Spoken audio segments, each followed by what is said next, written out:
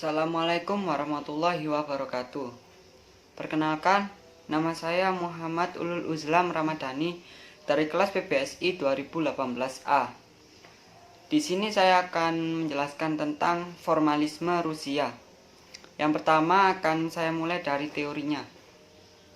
Formalisme Rusia adalah sekolah kritik sastra di Rusia dari 1910 sampai 1930-an. Ini termasuk karya sejumlah sarjana Rusia dan Soviet yang sangat berpengaruh. Formalisme Rusia dianggap sebagai pelopor bagi tumbuh dan berkembangnya teori-teori strukturalisme. Munculnya formalisme Rusia tidak dapat dipisahkan dari gerakan futurisme, studi pada karya sastra dengan berfokus pada karya itu sendiri. Studi tentang kesusastraan kemudian fokus pada kesusastraan itu sendiri. Para formalis membuat sejumlah besar analisis tentang karya-karya sastra untuk merumuskan pengertian dan dalil-dalil umum mengenai karya sastra. Beberapa pokok gagasan, istilah dan dalil utama formalisme antara lain sebagai berikut. 1. Defamiliarisasi dan deotomatisasi. Menurut kaum formalis, sifat kesastraan muncul sebagai akibat penyusunan dan pengubahan bahan yang semula bersifat netral.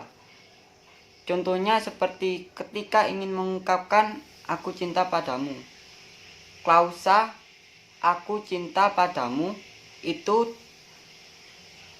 tidak diungkapkan secara langsung, tapi diungkapkan dengan cara lain, misalnya dengan ungkapan selalu aku gemetar, memekarkan ribuan kelopak mawar ketika kutemukan telaga bening di kedua matamu. Maka biarkan aku tiba di jantungmu hingga reda seluruh demamku. Cara yang tadinya otomatis seperti ungkapan aku cinta padamu menjadi tidak otomatis atau yang kemudian diistilahkan sebagai deotomatisasi itu. Yang kedua yaitu teori naratif. Struktur sebuah teks sastra mencakup baik aspek formal maupun semantik. Kaum formalis Rusia memberikan perhatian khusus terhadap teori naratif untuk kepentingan analisis teks naratif. Mereka menekankan perbedaan antara cerita, alur, dan motif. Cerita itu sendiri hanya merupakan rangkaian kronologis dari peristiwa-peristiwa yang diceritakan. Yang ketiga yaitu analisis motif. Secara umum, motif berarti sebuah unsur yang penuh arti dan yang diulang-ulang di dalam satu atau sejumlah karya. Misalnya dalam cerita Panji dijumpai tema 10 cinta sejati mengatasi segala rintangan. Yang keempat, fungsi puitik dan objek estetik. Suatu karya sastra dalam suatu modul komunikasi yang meliputi relasi antara pengarang, teks, dan pembaca. Artefak adalah karya sastra yang sudah utuh dan tidak berubah.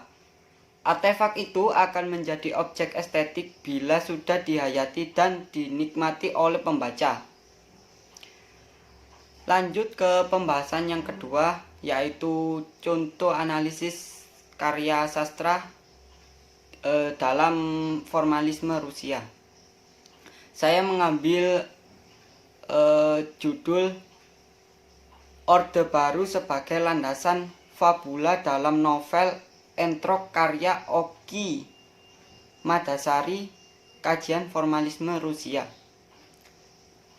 Langsung pembahasannya seperti ini.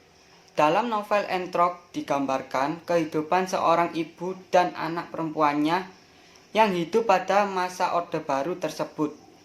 Penggambaran fakta sejarah ini oleh pengarang dalam novel menunjukkan bahwa sastra merupakan cerminan masyarakat. Pernyataan Darmono tersebut sejalan dengan prinsip utama kaum formalis Rusia yang menyatakan bahwa kesusastraan itu mendefamiliarisasi kenyataan dan mendefamiliarisasi kesusastraan itu sendiri.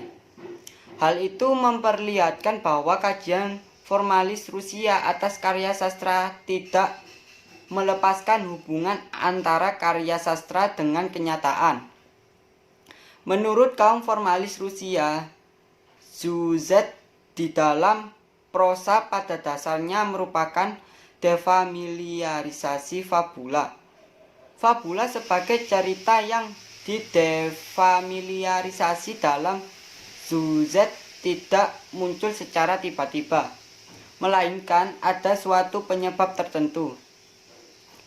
Salah satu hal yang menyebabkan munculnya fabula adalah peristiwa yang terjadi dalam kehidupan atau fakta. Hal itu menunjukkan bahwa fakta dapat dijadikan landasan munculnya fabula. Orde Baru sebagai landasan fabula. Fakta yang menjadi fabula dalam novel Entrok adalah peristiwa-peristiwa yang terjadi pada masa Orde Baru. Hal ini ditunjukkan dari peristiwa-peristiwa yang tercantum dalam novel. Peristiwa-peristiwa dalam novel sangat berhubungan erat dengan fakta-fakta yang ada dalam kehidupan nyata. Berikut ini diberikan beberapa contoh peristiwa yang terjadi pada masa Orde Baru yang digunakan sebagai landasan fabula. Dan untuk lebih lengkapnya ada di jurnal di Google Scholar. Saya hanya menyatakan pembahasannya saja. Lanjut ke pembahasan yang ketiga, yaitu kesimpulannya. Kesimpulannya yaitu pada dasarnya formalisme merupakan cara pendekatan dalam ilmu dan kritik sastra yang mengesampingkan data geografis, psikologis, ideologis, dan sosiologis. Karena ia sepenuhnya mengarahkan perhatiannya pada bentuk karya sastra itu sendiri. Formalisme Rusia merupakan sebutan bagi kelompok yang mengembangkan sebuah metode yang disebut metode formal. Para formalis membuat sejumlah besar analisis tentang karya-karya sastra untuk merumuskan pengertian dan dalil-dalil umum mengenai secara prinsip mereka mengarahkan perhatian orang kepada unsur-unsur kesastraan dan fungsi puitik.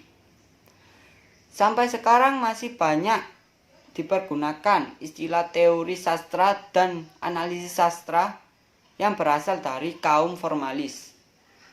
Mungkin sekian penjelasan dari saya, kurang lebihnya mohon maaf. Wassalamualaikum warahmatullahi wabarakatuh.